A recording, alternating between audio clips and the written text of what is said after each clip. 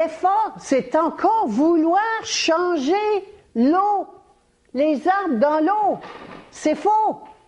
Arrêtez ça.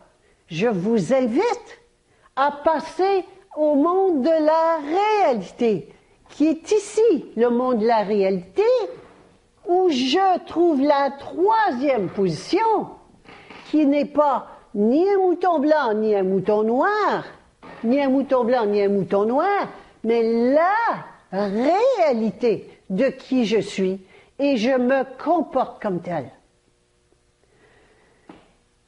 J'entends encore souvent des prières, des méditations, des journées, des concerts pour la paix.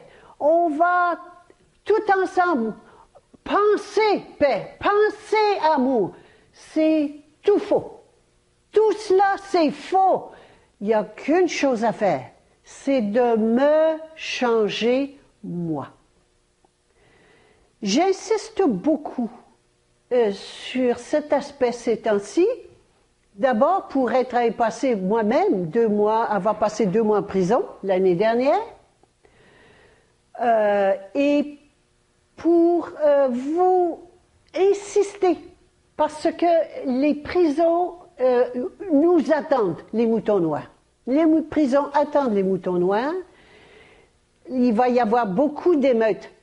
Ne participez pas aux émeutes. Sortez de là, c'est pas le temps de manifester, de rouspéter. Est-ce que ça veut dire qu'il faut se taire? Non, il faut parler, dire, mais arrêter la guerre. Et ici, la jument souveraine, qui est consciente que l'autorité est à l'intérieur d'elle-même. Qu'est-ce qu'elle fait? Elle obéit à l'autorité intérieure. Qu'est-ce que l'autorité intérieure? C'est l'âme. C'est quoi l'âme? Est-ce que c'est le cœur? Non, non, non, non. Le cœur, c'est le corps émotionnel. Le cerveau, c'est le corps mental. Mais c'est du corps. Je vous parle de l'âme. L'âme, c'est l'individualisation de l'esprit, la vibration originelle de tout l'univers. Et l'âme, donc, cet esprit, quand il s'individualise, devient l'âme, s'appelle l'âme. C'est l'esprit individualisé. Et cette âme a donc toutes les qualités de l'esprit. Cette âme est immortelle, elle est toute puissante, elle est irrésistible. Et c'est là la toute-puissance. Arrêtez de faire semblant d'être plus fort que l'autre. C'est ici la toute-puissance. Et ces vibrations, vous pouvez voir, tout est vibration. Et la vibration la plus élevée en fréquence est toujours la vibration qui s'impose. Alors, tout ce que j'ai à faire, et je l'ai expérimenté, je vous en parle, parce que c'est comme ça que ça marche.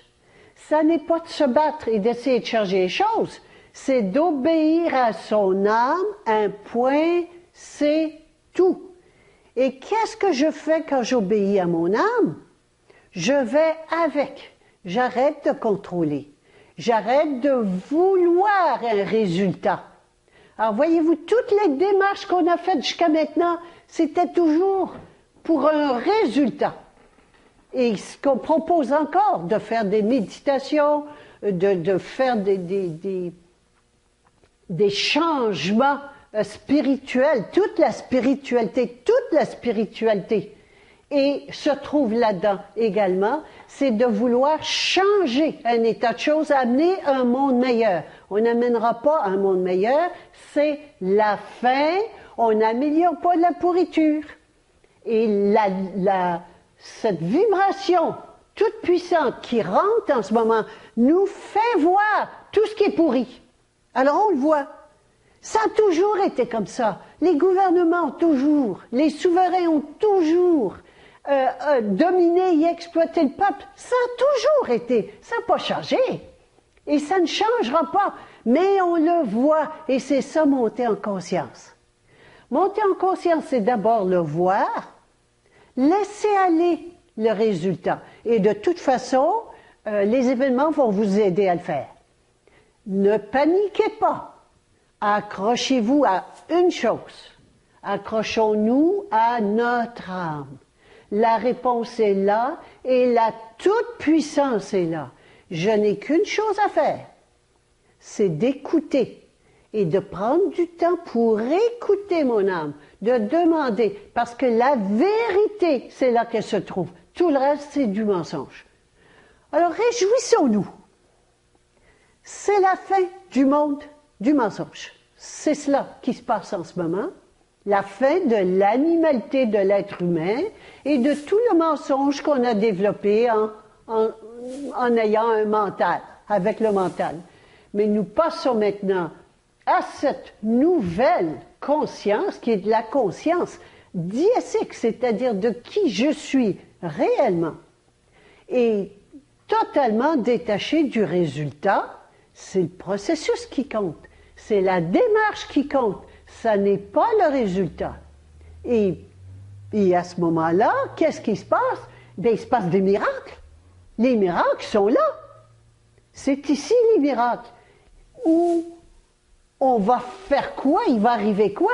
Bien, c'est quand il va y avoir une certaine quantité de personnes qui vont vivre en obéissant, en reconnaissant leur autorité intérieure et en se comportant comme tel, ce qui signifie un changement complet de toutes mes habitudes, exactement le contraire de ce que je fais depuis des milliers d'années.